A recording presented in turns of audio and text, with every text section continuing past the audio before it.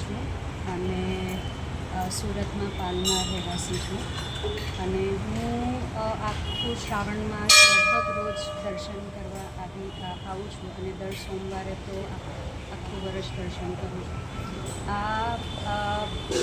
અહીંયા આવવાથી એક શાંતિ જેવું મળે છે એટલે આઈ મેક શ્યોર કે હું ટાઈમ કાઢીને એટલીસ્ટ એકવાર અઠવાડિયામાં અહીંયા આવું અને મહાદેવજીના દર્શન કરવાથી એમની સ્તુતિ કરવાથી મને તો શાંતિ મળતી જ હોય છે.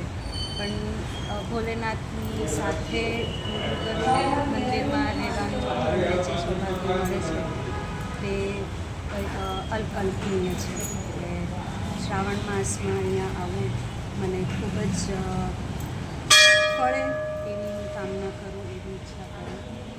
Thank you. રામજીવી જોશી. અટલ તીર્થ યાત્રાધામ છેલ્લા 2 વર્ષથી આવું છું. દાદાની કૃપાથી ખૂબ જ સારું છે અને અહીંયા બાપુના આશીર્વાદથી સારું એકદમ છે અને બાપુની કૃપા પણ સારી છે. અટલ તીર્થ યાત્રાધામમાં જે પારદાનું શિવલિંગ છે એની પૂજા કરવાથી ખૂબ જ આનંદમય રહે છે અને આ તીર્થધામ એટલું બધું પવિત્ર છે કે અહીંયા આવવાથી મનને શાંતિ એકદમ મળે છે. એટલે આ તીર્થ એટલું બધું છે સુરતમાં. સૌ લોકોને અહીંયા આવી અને દર્શનનો લાવો લેવાની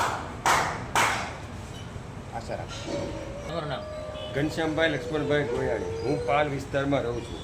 હું દર સોમવારે એમ નહીં પણ કન્ટિન્યુ દરરોજ જ આવું છું. શ્રાવણ મહિનામાં આવું એમ નહીં, પણ આ એક અલૌકિક શિવલિંગ છે જેના દર્શન માત્રથી તમે દુર્લભ થઈ જાઓ છો.